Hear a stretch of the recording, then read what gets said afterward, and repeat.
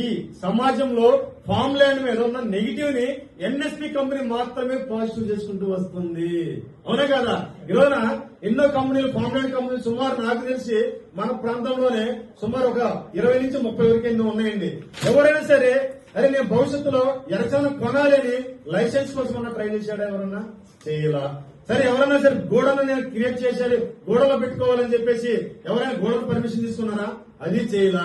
అరే నేను భవిష్యత్తులో నా కస్టమర్లకి నేను న్యాయం చేయాలి, ఇంత వుడ్ వస్తుంది, ఏం చేయాలని చెప్పేసి ఎవరైనా సరే నేను ప్రొడక్ట్ తయారు చేస్తానని సుమారు నా చిన్నప్పటి నుంచి కొన్ని కంపెనీలు చెప్తానే ఉన్నాయి, కానీ ఇవాటి వరకు కూడా అలాగే చెప్తా ఉన్నాయి. కానీ ఎట్లా అరచేతిలో వైకుంఠం చూపిస్తారు చూసారా, అట్లా చెప్పుకుంటూ పోతున్నా గానీ ఎవరైనా సరే ఇండస్ట్రీని పెట్టాలని లైసెన్స్ తెచ్చుకున్నారా?